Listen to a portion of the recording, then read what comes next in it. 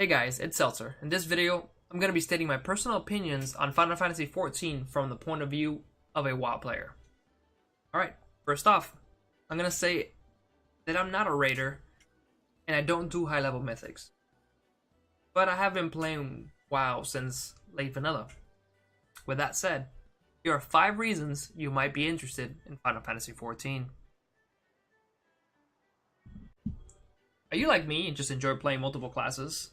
Well, good, because Final Fantasy XIV allows you to do that without ever logging out, swapping characters, doing nothing. All I have to do is swap gear sets. Now, they're all over here, but I have them right here on my hotbar, so I can just click to my Conjurer, and bam, I'm right there. Back to my Dragoon, bam, there you go. That easy. All on one character. I love that. Final Fantasy XIV has some familiar classes if you're coming from Warcraft, but it also has some interesting classes. Or should I say, some familiar classes with some interesting twists. For example, the Astrologian. The Astrologian is basically a healer. Just a simple healer, just like any other. But it has this cool mechanic, which unfortunately it's on cooldown right now because I just used it. But it draws a card. And the card provides buffs, and the card is at random, as you're about to see when it comes up now. And it has a cool gameplay with it, where you can draw and undraw cards until you get what you really want, what you're looking for, All of them provide different bonuses. It's just a cool mechanic. The other one that I find kind of interesting is the Samurai. Now, to me, the Samurai is just a badass. The Samurai is your standard melee DPS, but I love it. It's very simple. Although you might not be able to tell from it just by looking at the hotbar, but it's very simple. It's basically just combos. You go 1, 2, 3, and it charges up your jutsus. You get 3 Zen, which is right here, and you can unleash your jutsu at level 3. Which does some massive damage. And that's just basically it. It's rinse and repeat. It's pretty fun, though. The other class that I find pretty interesting would be the Red Mage. So let's circle over to that. One more. There you go, Red Mage. Red Mage doesn't know what it is. It's a mix between a melee DPS and a ranged DPS. It's pretty interesting. I'll say I haven't played anything like it before. So if you're looking for something new, try the Red Mage. Well, let me clarify that. Hit level 50 by the expansion, then try Red Mage, as it is locked behind the expansion, and you have to be level 50 to pick it up. The next class, which doesn't require anything else, is the Blue Mage.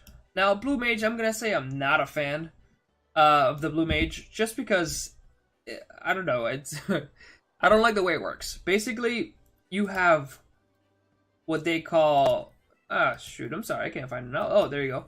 The Blue Magic Spellbook. And in order to get your abilities for the Blue Mage, you have to, it tells you where to get them, and you have to fight the monster that uses that ability. And once you beat that monster, you learn the ability. And that's pretty much how you fill out your spellbook, the Blue Mage. It sounds interesting.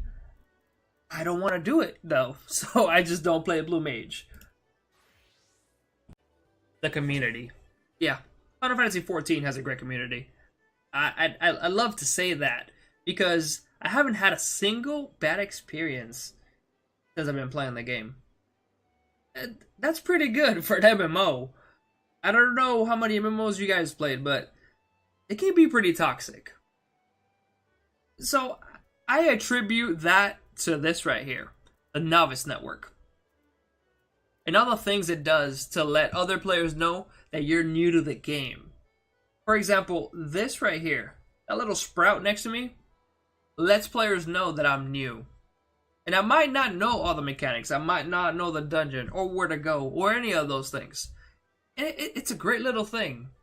Just, you don't have to say, hey, sorry, I'm new, I don't know.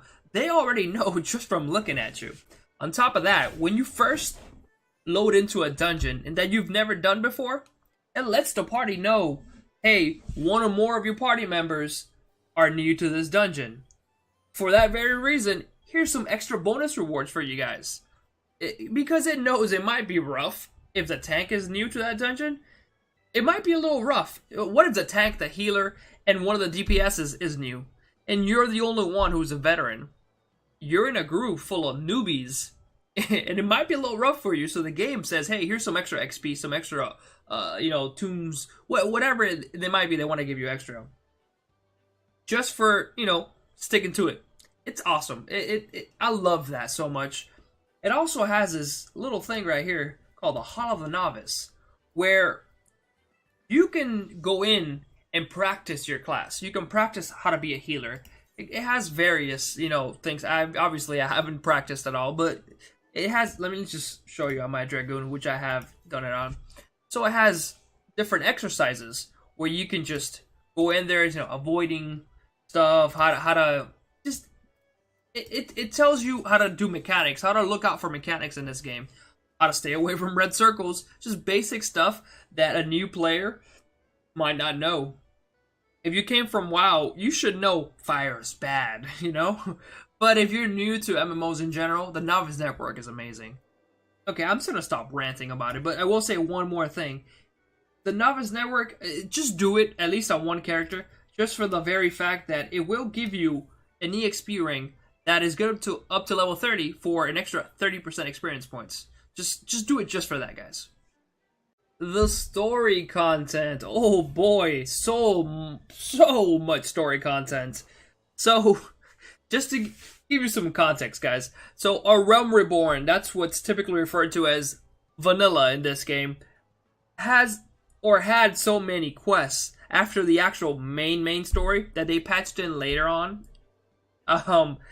That I hit level 60, which is the cap for the following expansion, before I ever even started the story quests or the campaign for that actual expansion.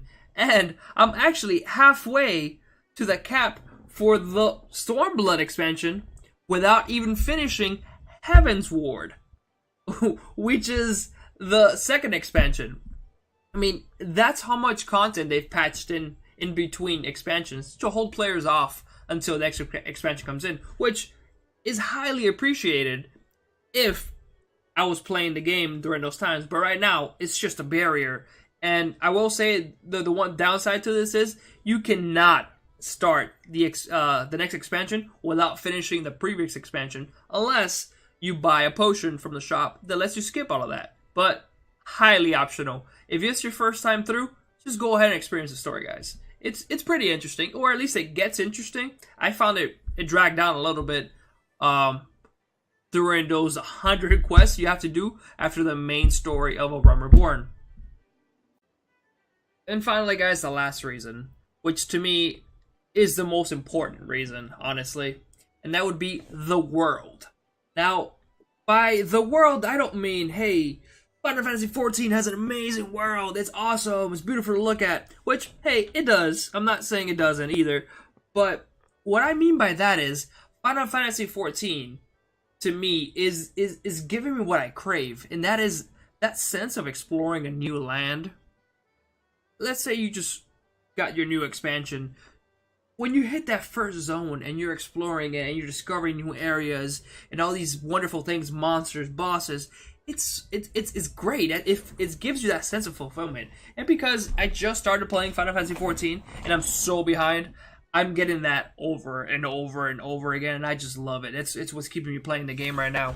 Now, that's not always going to be the case, of course. You're going to hit the point where, hey, I'm max level, I've done everything. But for right now, I love it. It's doing it for me. And by the time I see everything I have to see for this game, story-wise at least, or map-wise, or whatever you want to refer to it as, the next expansion will already be here, so I'll keep having that experience. Now, I might change my opinion later down the line, but for right now, I love it. Thank you guys so much for sticking to the end of this video, which is probably turned out to be kind of long, but this is the first video I've ever recorded and uploaded So it's probably gonna have audio issues and me rambling about stuff. Unavoidable, trust me. I multiple takes. Moving on. If you guys like to see more content from me in the future, please let me know in the comments below, as well as any tips or ways I can improve next videos. That's about it. Well, thank you guys. See you next time.